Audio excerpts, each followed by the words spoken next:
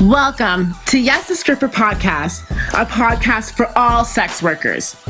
On this podcast, we'll discuss how classifying each other as people and workers is dangerous to society and marginalized groups of people.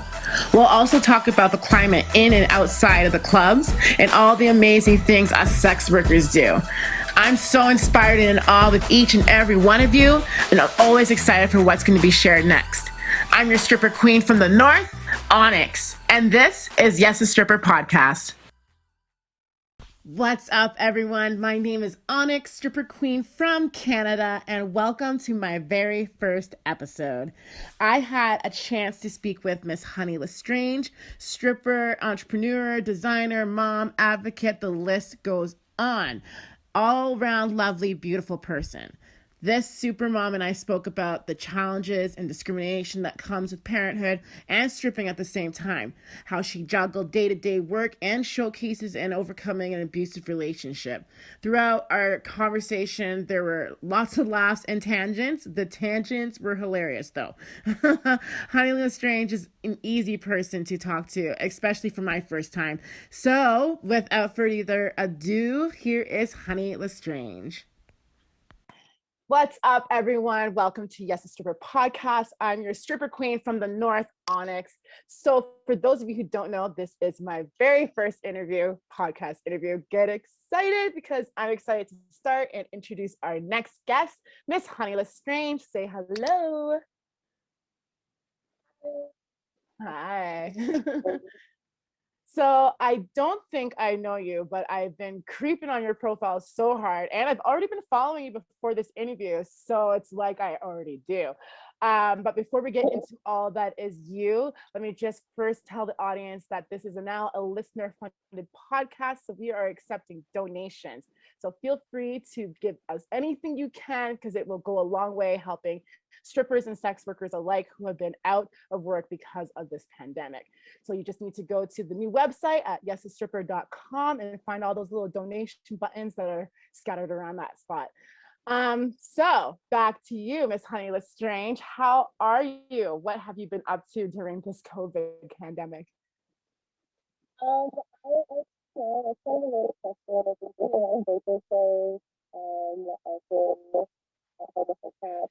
So sorry, I have to jump in. It's really hard to hear you, honey, all of a sudden. I don't know what happened because I could hear you before. Did you switch to pods? Is that what it is? Yeah. Okay.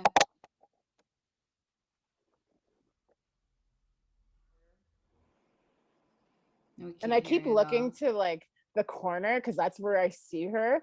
Yeah. So I'm looking over here instead of here. Like, oh Yeah. man. If you do you have it on gallery view? Would that help you? Or do you already have that? Honey, can you Speaker, say it's on something? speaker view. What's that? There Oh, you that's go. Much perfect. better. Oh, so good. Okay, let's see if I can change this. Show active speaker view. That's me. What if I go like this? Oh, that's so much better. Okay. I don't know what I did, but it worked. I can't hear you though, honey. I think you're on mute. Yeah. Perfect. All right, perfect. Now back to you, Miss Honey LeStrange. Kindly tell all of us what your pronouns are. Sorry. Hi. My pronouns are she, her. I'm also comfortable with they, them. Not really too crazy about, anything in particular. You can call me whatever you want. Still excited in me. So you were just saying that you started your own business. Tell us about that. Yeah, I was doing virtual shows at this kind of toward the start of the pandemic with a couple friends of mine and was on a different kind of a few, I guess, virtual shows over the last year. And I started to pretty much, as most people did in the pandemic, try and like commodify my art and like, sell stuff. And so I started like getting into crocheting again and making projects. And hang on, Asher, please stop. I love it. You got a little one running around in the background. Yeah, I don't and also I have like, you know, trying to like manage all these things. I have like Yes. 2 actual jobs right now. I have, you know, the physical, I have to be there, and then at home, and then trying to like manage my time. I have to, you know, have the schedule going on. I have my animals. So yeah, there's a lot going on at all times. And yeah, trying to usually I have to like schedule everything down to the minute so that things like this don't happen. Yeah. I totally get it. I totally get it. So I was looking and I saw something that was called the Cool Cats. Is that your production, or is that something that you were just involved in? Yeah, it was a co-production. It's kind of weird because it was kind of a co-production between 3 people. One was my best friend, Teddy Ruxpin, and Yes. another dancer who I didn't know for very long, but she worked at Cheetahs for like maybe like 3-4 months before we shut down, not because of the pandemic, totally something different. And so she had mentioned, Susan B. Sketchy had mentioned like, hey, do you want to do a show? I want to get all the Cheetahs dancers together and do something virtual. It'd be so fun to do. And I actually was like kind of on the fence. I was like, I don't know. I think that sounds great. I don't really know who you are as a person, you know. I don't really like want to step on any toes because there's other virtual shows going on, and you know, like so then I talked to Teddy and I was like, Teddy, what's up?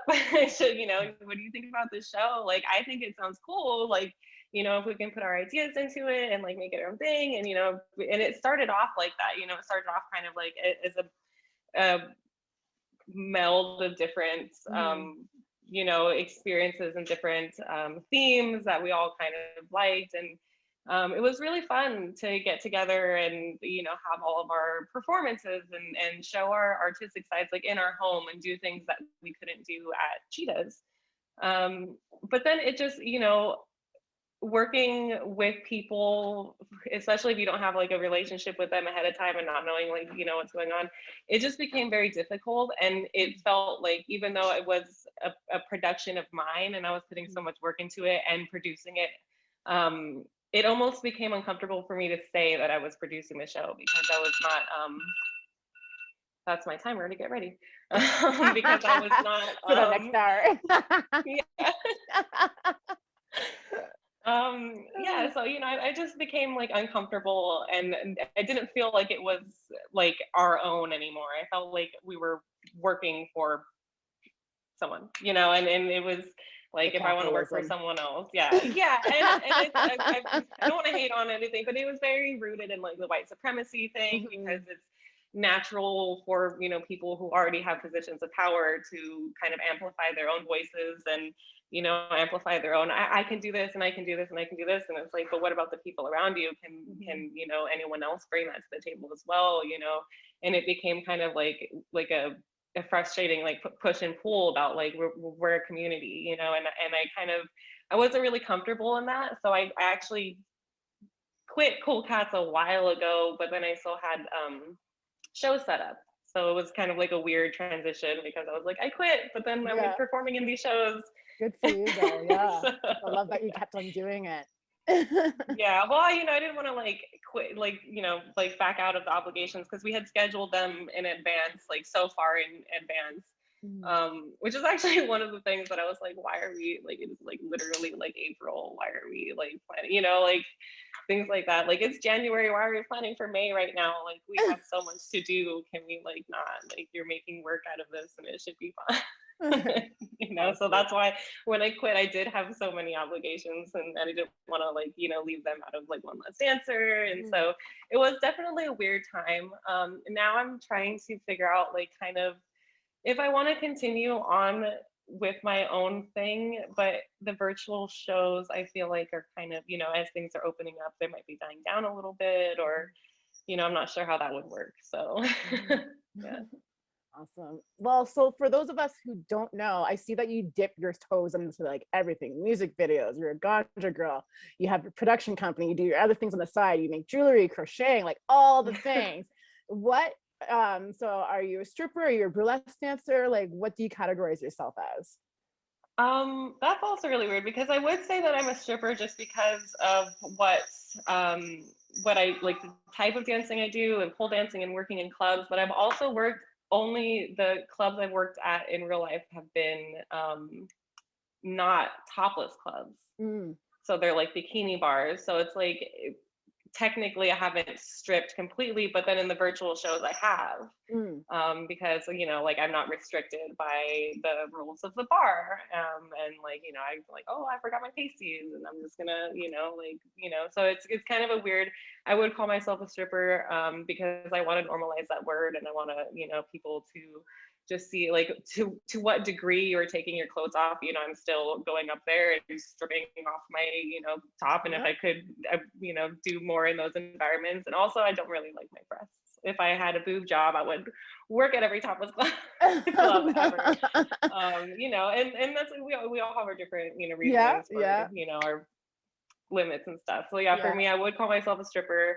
Burlesque dancer, I feel like would work in some environments because I have done burlesque before, and I have like burlesque costumes and like feathers and all that stuff. But I feel like it's for more of what I do on a regular basis. That's not really as much of an accurate word. Okay.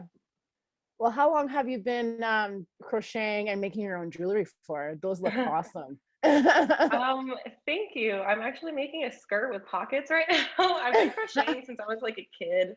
Awesome. My mom taught me, and my mom made like a bunch of awesome blankets and stuff, but I'm making a skirt with pockets right now. Nice. But it's kind of hard to see because it's not finished. But so I've been crocheting for a really long time, and I make outfits for my best friend Teddy B. Rexton, and she helps model them and stuff. I seen that. She's like your wifey. I love that. And then also I saw I'm not sure how to pronounce it. Is it called a folklore? Is that it's called folklorico. Which is like it's like Spanish for like folk dancing. Oh, beautiful. Tell us more about that. I started doing that gosh, I don't remember, like maybe when I was like 10 or 11 or something. And my mom did it in high school because it was she went to San Fernando High, which is where Richie Valens went. And it's like that whole valley school, and so that was a thing there. That was part of the curriculum at the school. And so when I was about like 10 or 11, the church down the street had a program that my aunts went to. And so I would go to them, and it was really cool because it was, people who look like us, like I used a bunch of people who like went to the church and a bunch of people around the neighborhood. And at the time I went like I was like half in school, and like kind of a weird thing. Like I was in school in Burbank, which was predominantly all a white neighborhood. And then so I would go there, and it would kind of be like a fun like place, just like be with like other people. Which at the time I did not realize that that's one of the reasons why I thought like that this was such a fun space to be in, I just remember being like, I love this place, and we're all like having a great time. I love it. So let me just scroll up here. The Raising the Hell virtual showcase, that was a huge event, and I seen the caption was you're dancing in your kitchen, and it's like how mom's spaghetti tastes good. I laughed my ass off so hard because I'm like, yeah, that spaghetti tasting good. You slam into the splits like that. I think that was actually for a Cool Cat show. My Raising Hell was similar. Yeah, I did so many of those. But yeah, the mom spaghetti one, that one's for the show called I'm Eating My Feelings, or a seasonal depression / eating my feelings. Okay. And I was just trying to like do something silly. And actually it's funny because I was trying to think of like silly songs or like different things I could do that would be like not as I guess typical, like typical, like, I was like, maybe I could do like Peaches and Cream or whatever. And it's actually Susie was like, have you heard of that Mom Spaghetti song? And I was like, actually, yeah, I have. And that actually sounds pretty funny. And so yeah, she like helped me, and like we filmed it in my kitchen and did this whole like toward the end of it, I ended up like on top of my counter pouring like Parmesan cheese like all over myself. That's great. That's great. I love that. Yeah, my knees really don't appreciate that split though. Yeah. My poor knees. Oh yeah, I heard about that. Oh geez. Yeah. So I see you've got a little one. He's running around for all of us to see. We've all heard negative stereotypes when it comes to sex work, but it gets worse when you decide to have, or if you have a child.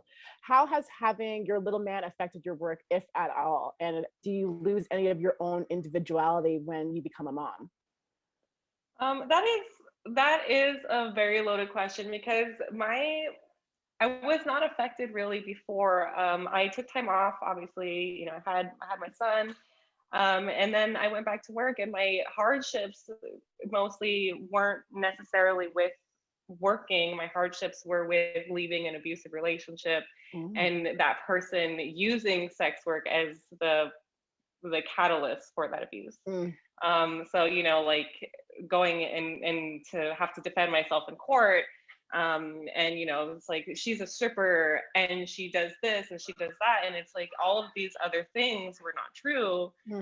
But then it's like, oh well, are you a stripper? Well, yeah, I work at this club, I work at this hours. And in most, luckily we're kind of a more positive society where it is easier. A lot of lawyers were, for instance, very supportive. The mediator at the courthouse was super supportive. The mediator was like, we see this all the time. It's very obvious, abusive people will use things like that against you. Don't worry about it. But actually, just as the case with anything, there's individuals in the system who have their own biases. And it was like something that like will stick with me forever, because this judge, it was one of those, I had almost felt like yeah, we're progressive, where everyone's telling me, the lady at the courthouse is telling me, girl, no one cares if you're a stripper as long as you're supporting your son. So I was like, that's awesome to hear. But then it was awesome to hear, but then the judge herself immediately was like, no, what do you do? What are your hours? Oh, you work till 2 a.m. And in my mind, I'm like, yeah, well, I get to spend the whole day with my son. Yeah. And then go to work when he's sleeping. Isn't that like a good thing? I have more time to spend with him. And it was just immediately like, from what I did, it was, she's a bad mom. He must be, what he must be saying is correct. She must be doing drugs. She must be doing this, and that because of what she does. It was very obvious she didn't read any of my evidence. She didn't look at anything. I had statements from people saying this person was stalking me. Like, so I had even, because CPS was called on me for being a sex worker. Wow. And then even the CPS person did a whole affidavit and was like, she's a good mother. Like, like anytime she was at homeless or whatever was because leaving an abusive relationship, that will happen. Right. Which they will also use homelessness as a reason why to take your child away, when usually it's because leaving, so it wasn't, it's hard, it's easier to use something like that against somebody in a legal way. And so that was really hard. But then there's like smaller things. Like I was just recently talking to a friend of mine who we were joking about it when I was pregnant. And someone was like, are you gonna keep stripping? Like, aren't you worried about how he's gonna like grow up? Haven't you seen the Halloween movies? Yeah, and he straight up said, haven't you seen the Halloween movies? Like, he's gonna grow up to be a murderer. And I'm like, what?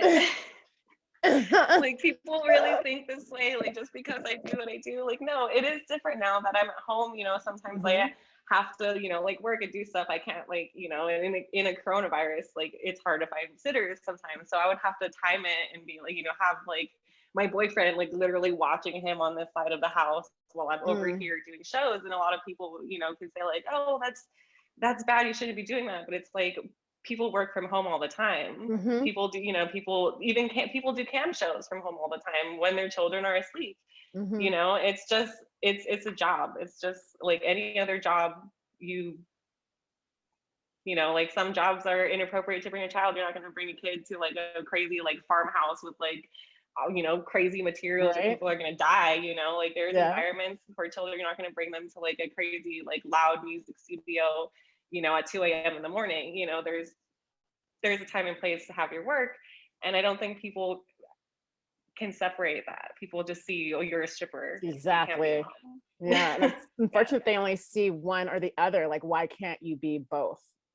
Yes, exactly. It's like, I could also do this.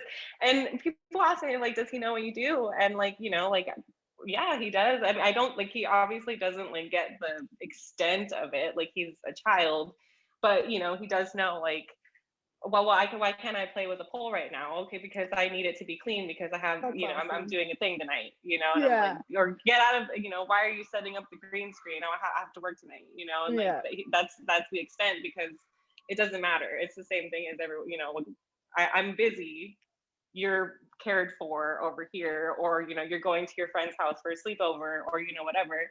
I'm going to do my job. Yeah. And I really don't understand like why that's so shocking to people. Yeah.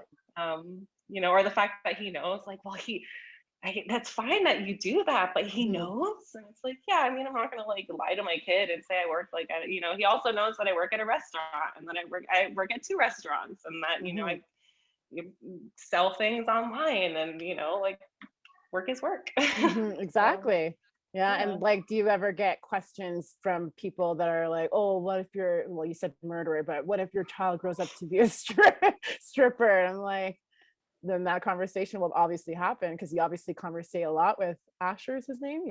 Yeah.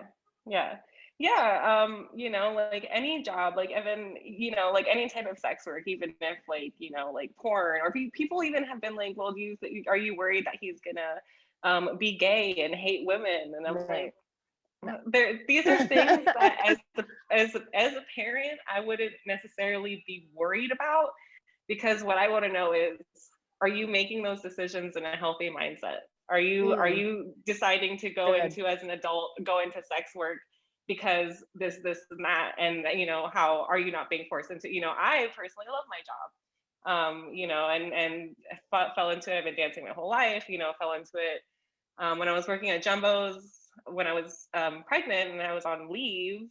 My dad even came and I brought him to the bar, and he was like, oh my God, I can see like this is a perfect place for you to work. I was like obsessed with Betty Page when I was like 12, like literally That's obsessed with Betty awesome. Page. I had like Betty Page stationery that I would write to my dad because he lived in Texas. And you know, like he like, so when he was like, this is like totally up your alley.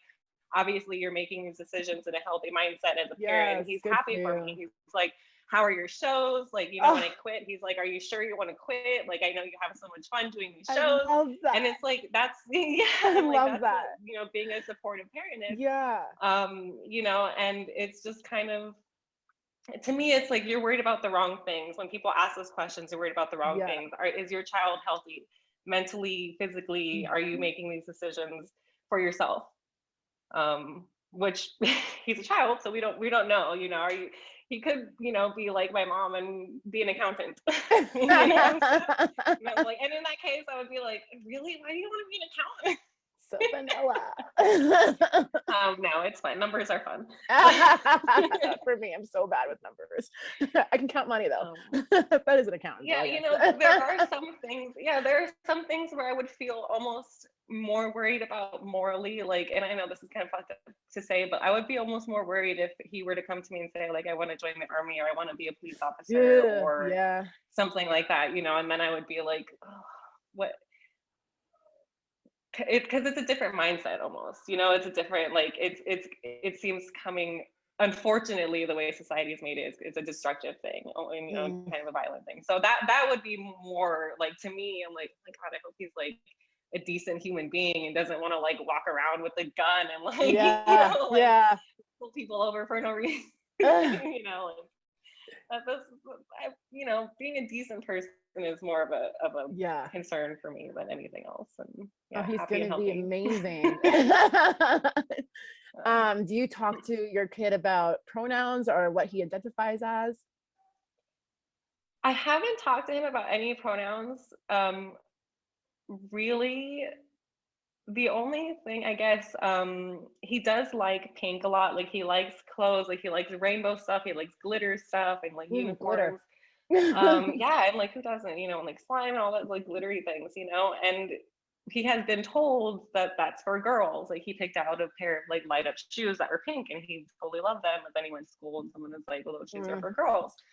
And this was in kindergarten. This was pre-coronavirus even, and I'm like, a child told you this in kindergarten, like, and so which means their parents are, it's like, which means that your parents told you at some point in your life that pink was for girls.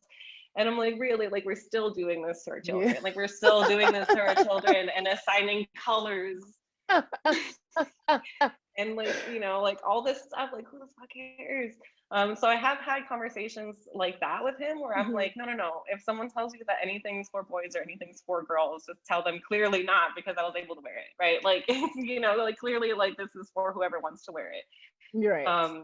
And also I struggle because like my boyfriend is like that. He's kind of like the old school mentality too, and like he's also like he doesn't wear any colors, like he's like all black all the time. So for him, like he'll even be like, I don't know, that's kind of a girly outfit, and I have to be like, no, we're not going to do that to my child. We're not going to put these like weird societal things, like you can't wear a pink button-up shirt.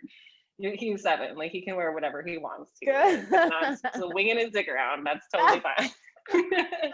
As long as you're in your clothes, I'm happy with it. So yeah, that's not a I think that's kind of a conversation that would, once we do like get like if he's ever asked me or like we get there, I feel like it's already, the door's already going to be open where he's just going to understand. And I think just like in general, like kids nowadays, I feel like they're just more open to being more understanding and having less steps to get there. So yeah. Well, it sounds like you're doing an amazing job already. I try. It's that's really all it is. sometimes. You have to. I love that everyone feels like parenthood has to be so perfect in the moment. Like, I guess you forgot your child at the park one time or something like that, and it's like the world is ending, and it's like a lot of parents have done this before. Like, it's okay, it will happen because it's just frazzled. Mistakes will be made, like there are things, and sometimes like there are things that you have to understand and even be like honest with. Like I haven't gotten to this part yet, but I know that at some point I'm gonna have to have a conversation about leaving the abusive relationship, and when he was a baby, and like being in that like familiar, because I was a former preschool teacher / daycare provider, so I had to take like child development courses, and I would even be like, we can't be yelling in front of our child because he's literally like an infant absorbing all of this negativity. So for me, I'm like thinking about like society and how we've like shaped children, and parents don't really address those things. And it's not like, it's kind of something that you see when, at some point there's going to be something said, or some type of behavior that is lingering, or something that's going to happen that's going to bring up that conversation about how to treat people, and how to navigate the things that happen to you when you're too young to even remember, and how that's going to shape your life, and say that was our problem, not your problem.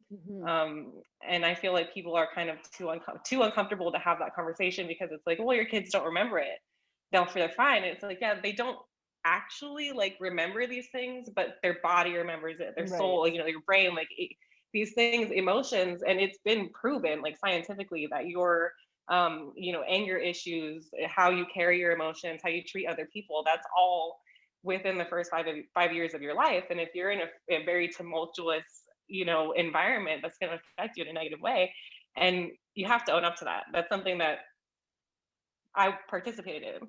As a parent, you have to own up to that and say that was something that I could have left sooner, or something that whatever happened happened, and it's done, the past is done. You got to do what you got to do to right those wrongs, and say that there's actually something there that is going to cause a problem. And as society is like, I feel like people are really scared of that. People are really scared to say these little things are going to fuck up my kid for the rest of their life, and I'm sorry, rather than being like, oh no, it's totally fine, like it's just a little bit of yelling, it's just a little bit of this, and this is kind of like nonchalant, and it's like, no, these things like really fuck up your kids. It's the same thing with like this is a totally different debate, but like circumcision, like that's you're putting a the medical procedure on a child who doesn't know what the fuck's going on, and you're thinking like, of course it's going to affect them later in their life without them even understanding. You know, there's so much that's hard, even, and then you go back to generational trauma, right? And then there's like generational trauma of like, you know, like like little things that are said. And I was just talking to my boyfriend even, and I'm like, having a son who is white, like his dad's white, he looks white, he's a white boy, and I thought, I am never gonna have that moment where my son's gonna come home and ask me what a wetback is because his friend on the playground called him a wetback. You know, and I'm like, wow, like society, oh, you don't know what a wetback is? No, explain to me. Wow, oh my God. Yeah. Where are you from? Where are you from? I'm from Ontario, well, originally Ontario, Canada. Okay. That makes sense? Okay, good. Because I'm like, should I know what this means? Oh God. Being from Southern California, a wetback, when you cross the border, or you're like using the beaches or using the Rio Grande River, which runs a lot along the border, a lot of people swim into America, so they're called wetbacks. I get it now. And it's really, especially in like Southern California, like predominantly Mexican, it's a really loaded term. And actually at the restaurant I work at has an article that says that word, like it's from the 50s, and it's literally like, people go over the Wetback Express to have the best chili in the world. Wow. And it's, literally it says that. And I'm like, sometimes I'll look at it and I'll be like, I'm gonna steal this, I'm gonna burn it one day, you know? And so I think about these things, and I think about these things, and I'm like, it's so loaded, like generations, and eventually like the cycles stop, and eventually, you know, we have these conversations and, you know, like all this stuff. But yeah, it's kind of, it's so crazy to even think about, like having like, I don't want to say ownership because you don't own anybody, but having like the care of another person, and like knowing that like any little thing you do is gonna like shape their whole like fucking like lives and careers and like all the shit. And it's a loaded thing. But you know, it's also something you got to take responsibility for. So especially if you're a sex worker, you have to like go extra hard to, you know, teach respect and teach, like, you know, if somebody bullies you, what do you do if you're bullied and someone says like your mom does this, that, and that, because of course their parents say that to them, you know. There's a lot of things that I think about. I know I'm going to have these struggles, so I'm already trying to figure out how to approach them. No, thank you so much for sharing that. I love listening to this right now. I know it's kind of all over the place, but no, I love it. I just I wanted to know if you're comfortable talking about the abusive relationship you're in. I wanted to go back to that and ask, how did you escape from that? Well, that was hard, because I would say that I didn't escape from it for a really long time. Like it took even like not being there and like not being in the environment, like to actually escape from it, from the legal process, from losing a lot of friends, a lot of like rumors. You know, there was no like one thing that I did, or like, you know, it was just kind of all a series of decisions that I had to make. And unfortunately that involved cutting a lot of people off. You know, I had to stop seeing people. I was actually fired from my job for stupid drama involving him stalking me. And it was, you know, it was a really tumultuous time. And it was pretty much, I feel like from the time I left that abusive relationship to the time where I felt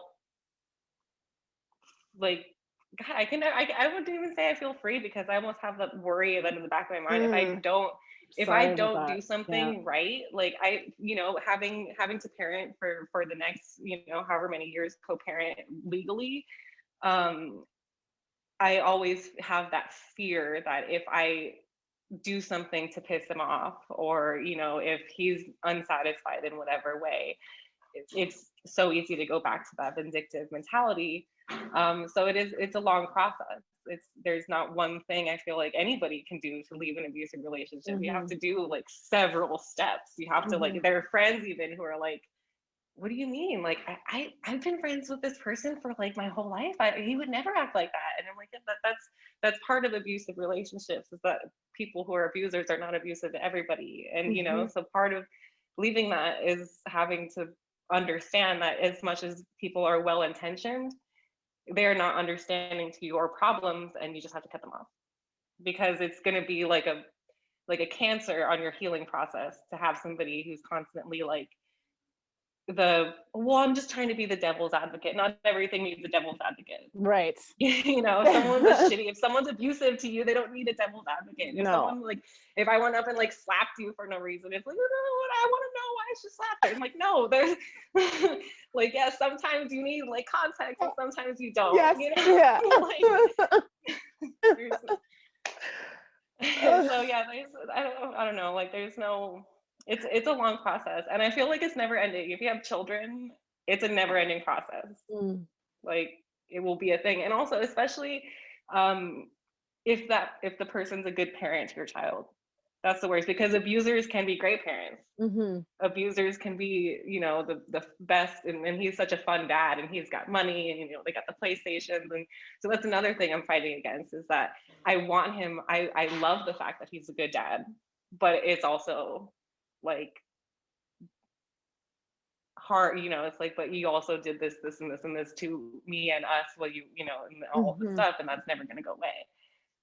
So you know, it's kind of a weird struggle to be in that. And almost, it would be easier, like it would almost be easier, like if you were just a shitty dad, I'd be like, oh, I'm gonna like take my kid and leave. But I can't, like I would never, you know, as much as he tried to use the legal system to take him away from me, I could never do that. I would never take someone's child away from them unless that child was at risk for whatever reason, and he's a good dad. So it's, you know, it's gonna be ongoing. If you have children with an abuser, it's gonna be ongoing, whether they're a good parent or not. So oh my goodness. Wow. Yeah, it's a long process. I get anxiety, like randomly look at me and I'm like, oh my God, like what if I have to go to court again for this? Or, you know, like tax season comes up and I'm like, am I going to be able to claim him? And, or, you know, is it going to affect my Medi-Cal and my medication? And, you know, there's so many things that go into parenting with somebody who has abusive tendencies. Yeah. Oh my goodness. I'm sorry you're going through that. I wanted to ask, sorry, I missed my question. I had a whole bunch of questions written down and I just got off track there. I feel like I'm like really good at throwing people off track, because I'm like the queen of going off on tangents. I love the tangents. I love the tangents, and that was a really good one. I'm glad you got to express that and tell everyone your story. This is what I was going to ask, because you were telling us that you would actually dress up all the time, and I was going to say, because you do cosplay at all, or yeah? We don't have cosplay, but he likes these crochet outfits that I make, and like one of them, it looks like a Star Wars like thing that he likes, and he was trying to see if maybe I could make him like a shirt or like a robe or something with a hoodie on it. But he does like to dress up. He has like ninja costumes and like this bat pajamas that he has that he wears around. It's way too small on him now. But yeah, when he was like 4 or 5 months old, we Comic-Con, and we were there, and I have like some pictures of it, like when he was like a little baby at Comic-Con. I feel like, you know, like that all, like I feel like nerd culture in general is kind of ingrained in him. I love that. I'm a Harry Potter fan. Yes, I see, and I love that. I'm definitely a nerd, so we vibe on that level. And that was my follow-up question, because I saw a picture. You were dressed up as a fortune teller. Your eyes are rolled back in your head. Loved it. Dope shot. Are you superstitious at all? Do you read tarot cards? Are you witchy? Tell me. I am superstitious. I'm not religious. I grew up Catholic and went to the Catholic church. I am superstitious, and I feel like I have really bad luck. Like my friends have told me, my friend Malice actually one time, she was like, of anyone I've ever met in my whole life, you have the worst luck of anyone I've ever known. No. So sometimes I wonder. So sometimes I'm like, I wonder if like there's anything to do with that. Like, you know, something along the way messed up and fucked me up along the way. I do feel a spiritual energy. I would love to get into tarot cards. That was for a music video, by the way, that shoot. And the reason why the eyes are white is because I can't like actually like roll my eyes back like people do, the cool like whites of the eyes. I can't do that. And I was just going cross-eyed, and I literally had to ask them. I was like, I don't know if we have the budget for this, but can y'all just like make my eyes white, because it's not going to work. And they were able to do that. But I would love to get into tarot cards.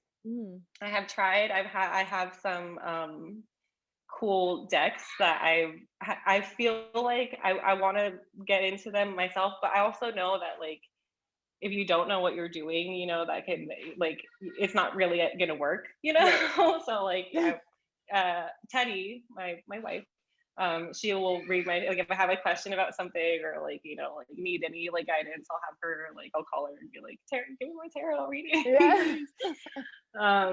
And I have like, you know, sort of my plans and stuff, and I feel like that makes like my energy, I don't know if you can see all my plans, but you know, I have that which I feel like makes your space healthier and happier, and I have like my Rose of Jericho and it brings like good luck. So yeah, I feel like I do have spiritual tendencies and very, you know, very, I guess we all went through a witchy phase in middle school though, right? Like we all like had our like little like notebooks and like little pentagrams on it. So I feel like I guess we could all say that.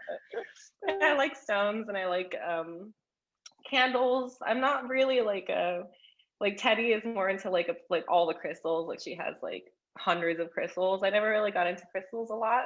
But yeah, other than that, yeah, I feel like I feel connection to Mother Nature overall. I feel like transference of energy is real, like and people too. Like your transference of energy, like when you speak to somebody, or you know, even like a gift you give to somebody, or you know, an item, or you know, food for somebody. Like I feel like it's all just transference of energy, and that it's same thing with like ghosts and stuff. I feel like it's very scientific actually to believe in that stuff, because science tells us that energy is constant and always moving.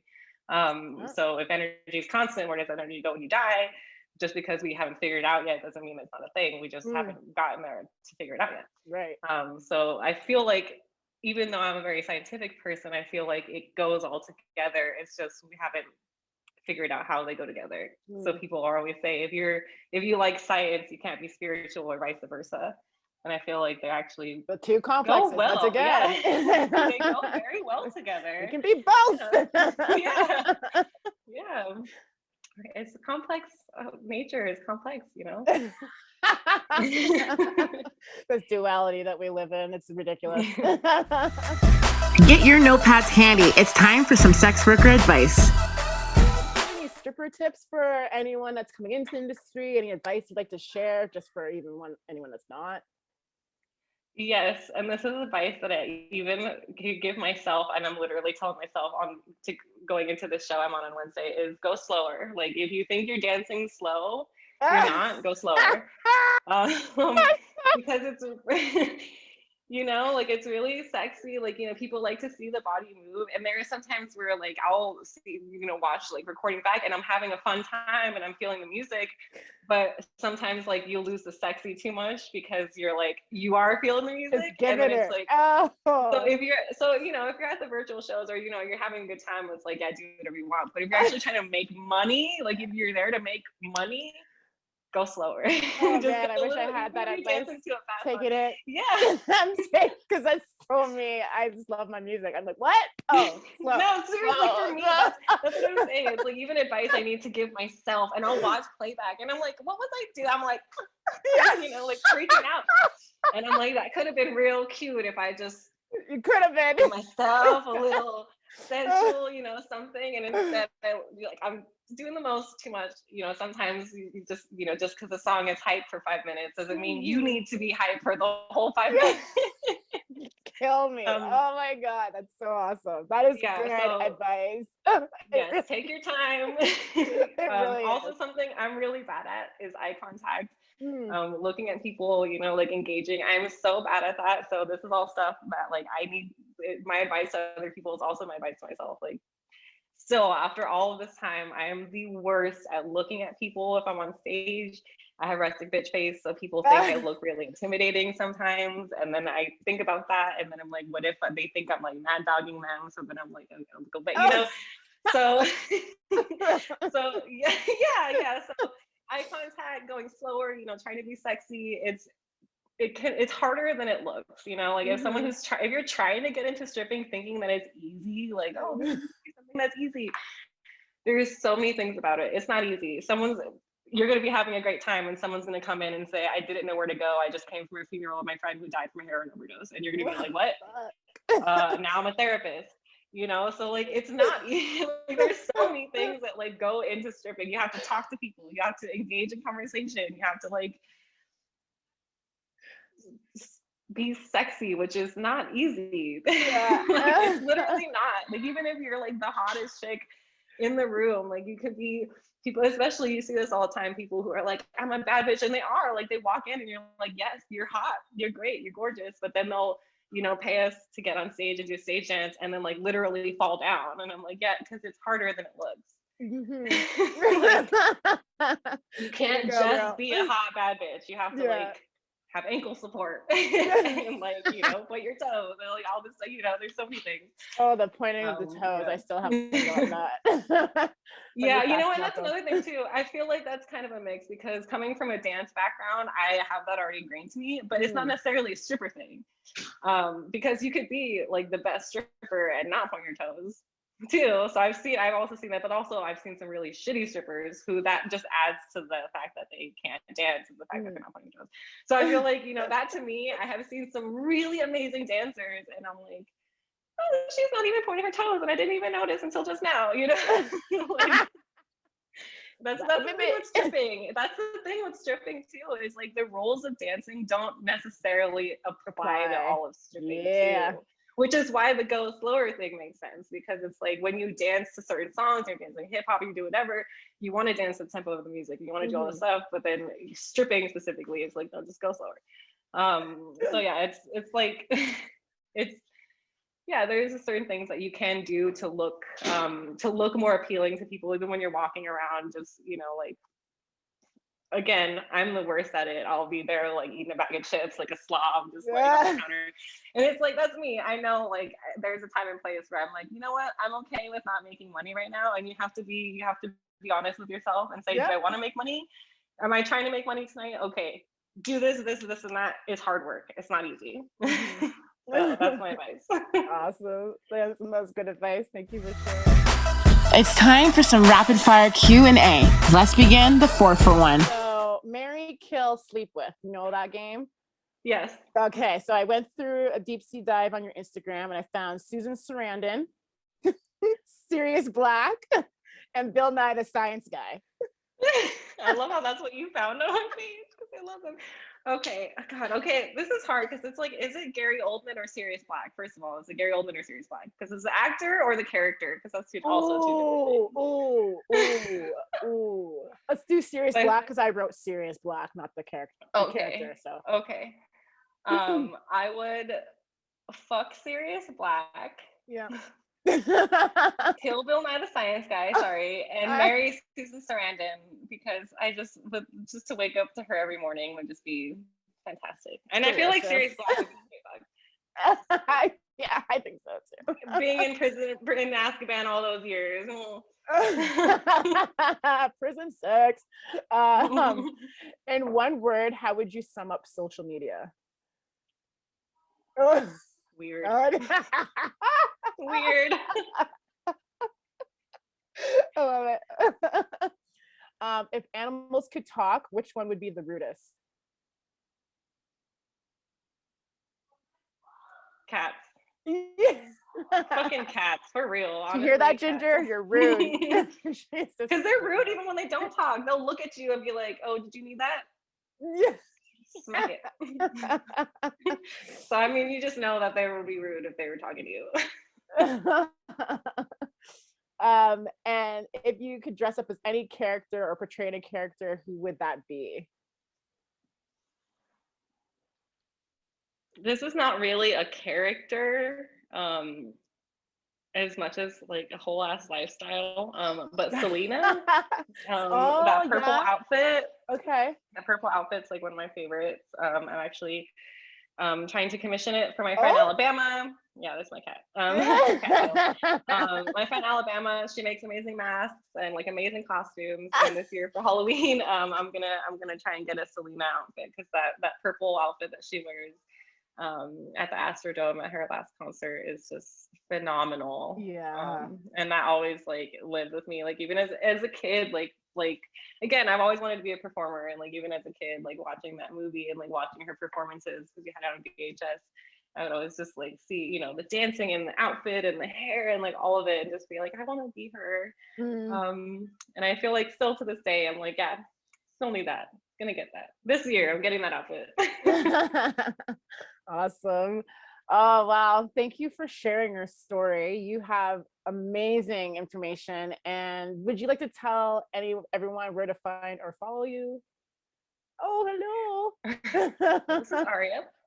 You've got a lot yes, of you can critters, follow me. eh? Yeah, I have a dog, I have 3 cats, I have 3 snakes, and also 11 shrimp. Shrimp? So shrimp, yes, this is 3 of them. There are 3 of my shrimp. They're like minis, so you can't really see them. They're so tiny. Like That's so cool. but you can follow me and all of my weird critters and where I'm crocheting and all that stuff on Instagram at Honey LeStrange, Honey_LeStrange. I don't know if I'm going to be continuing doing virtual shows. I am doing one. I don't know if this is going up anytime soon, but I am doing one with the Cyber Crown Girls on Wednesday, the 26th. Awesome. And yeah, I think that's about it. My Etsy is on my Instagram, and DM me for any custom designs. I give good instructions on how to take measurements if you need help taking measurements. If you want some plants, I can ship you some plants. I sell and ship plants online. So yeah, hit me up. Awesome. Thank you so much again. And thank you so much to everyone who is listening. And just one last reminder that this is a listener-funded podcast. So please go to our website, YASstripper.com, and donate. Those donate buttons are all over there. Or you can go to paypal.me/YasStripper podcast and donate there.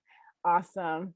Thank you so much for joining me and talking with me today. Really appreciate it for my first time interview. I'm sure I fumbled on a few things, but it was really, really great getting to know you, understanding you more, and learning everything about you that was not on your Instagram. It was a great time. Thank you for having me. No, thank you. Awesome. See you next week, guys.